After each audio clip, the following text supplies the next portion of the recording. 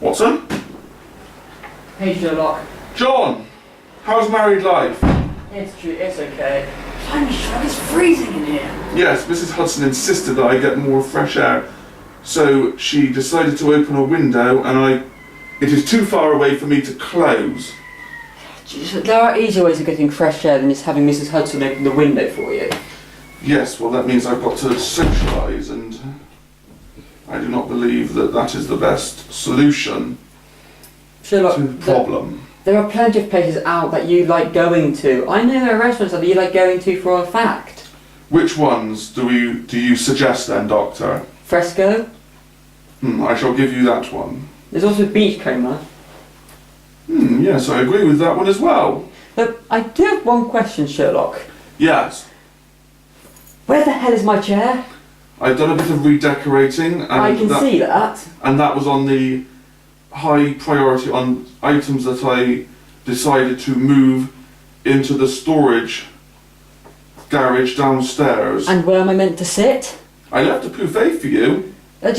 Fine, whatever, Sherlock. So how have you been? Bored. Very bored. Well, I can see there are no bullet holes in the walls. Mrs. Hudson would go mad again if you started shooting. My gun seems to have gone missing, so I'm in the process of procuring, I should say, another one. For someone who is so smart, you really do stumble over words. Thank you.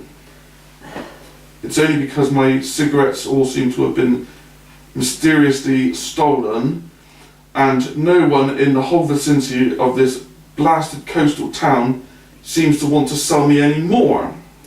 Yes, I wonder how that happened. So do I. How long have you been bored? I know for a fact that I do know that Lestrade sent you a case not long ago. Yes, I solved that within the first couple of days. Couple of days? Yes. Oh, you're getting sloppy. Yes, I was had a couple of other more pressing issues on my mind. Okay. What was the case about? It was the adventure of the peculiar Charwoman. Interesting. Yes, the victim was found with no obvious wounds about her person and no poison within her bloodstream, and thus Lestrade decided to come to me so I could try to ascertain the cause of death, the motive, and the killer. Obviously. But I do have one question. How do you know that she was murdered? Couldn't it just been a simple case of death through working, or maybe even not just plain natural causes? Well, I found out that the tobacconist had a shed in the back garden of his shop where he used to hickory smoke certain blends. Oh, like you would know. Yes, indeed. I have frequented that tobacconist's on many occasions. And I've had to drag you away from it on many occasions. Indeed. The main suspect was the delivery driver, who simply refused to answer any question posed by Inspector Lestrade. So thus that instantly raises my suspicions. And also that the victim, otherwise known as Bessie, was a otherwise healthy young lady, and the Mr. Ferguson's wife also seemed to be very, how should we say, glad that the individual had perished. Well, wouldn't that make her one of the top suspects for this case? Yes, well, it would appear that some people can just be bitter and twisted at their age. Like someone I know? Yes. Mrs. Hudson generally gets like that after a couple of vodka tonics. I was referring to you. Thank you. I don't understand why you would take that as a compliment, but I probably never will. No, Watson, no you will not. But why did this case actually take you so long? Normally you would have had it over and done within, what, 4 or 5 hours? Yes, well, I was trying to find a tobacconist who would actually sell me tobacco. Took me a day and a half, and I was walking all the way to Dawlish with still no luck. And so at that point, I At least you decided. got some exercise. Yes, I suppose at least I did. Wish your brother would take some advice on that. Yes, but Mycroft never would. He is too stubborn and too big-headed to try. Sounds a lot like you, to be honest. Yes, well, I am his brother. We would therefore inherit certain traits from each other, since we have the same parents. To be honest, I had heard of this case. The Sherlock had mentioned it to me, but I didn't really take any interest in it. It seemed like some of the case of just naturally died. No, well, Mr. Ferguson decided to, how shall I say, indulge in some extramarital activities. Turns out he was married to the victim in his other shop up in Liverpool. So he decided, when the victim decided to pay a surprise visit to his store, he lured her into the shed and thus killed her by smoke asphyxiation, which would explain the lack of marks on the body and the lack of poison in her bloodstream. That is true. But the main thing, how did you come to that conclusion?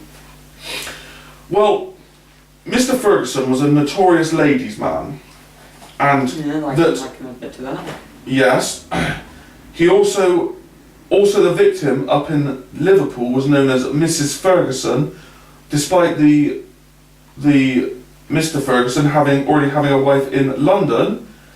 It would seem odd as to why another lady would be known as Mrs. Ferguson, even though she was not known by that name in London. Right.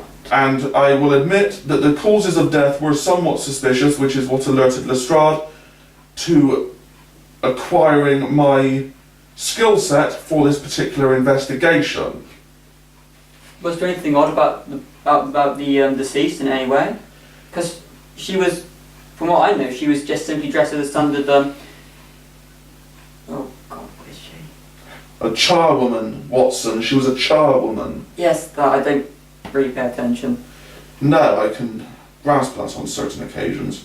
But yes, she was lured into the shed and then asphyxiated by the smoke, and then Mr. Ferguson planted the lie that she was a charwoman and that had to throw both Mrs. Ferguson and police off of the trail as to why she was anything more would have caused, ultimately aroused suspicion within the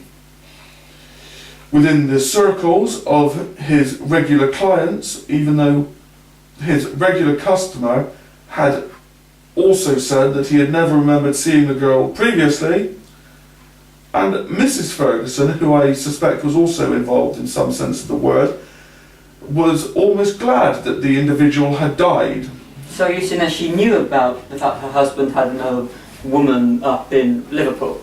Oh, most certainly. I suspect she also pressured him into killing the deceased as well. But yes, that leaves one less tobacconist in this town that will sell to me. No matter how much I try to bribe or threaten them with their deepest, darkest secrets. Like you really know them. Oh yes, everyone has their price, my dear Watson. Everyone has their price. Yes, and yours is generally tobacco, or on some occasions even morphine. That is generally why I keep the cupboard locked. Yes, and I am still searching for that key, although I have narrowed it down now to 3 particular places. You've either put it under that sofa or taped it into the cistern again, or on top of the cupboards in the kitchen. And again, you're wrong, Sherlock. Bollocks. So let's be glad Mrs. Hudson isn't here. If she heard you say that, she would hit you. I know she's done it to me. Yes. Why is she taking so long getting my cup of tea? You've got your own kitchen now, Sherlock. You can make it yourself. Yes, but then it means I've got to move. I'm telling you, the Mycroft, they know every minute. Oh, do not compare me to Mycroft Holmes. Fine, I'll get us a cup of tea. Oh.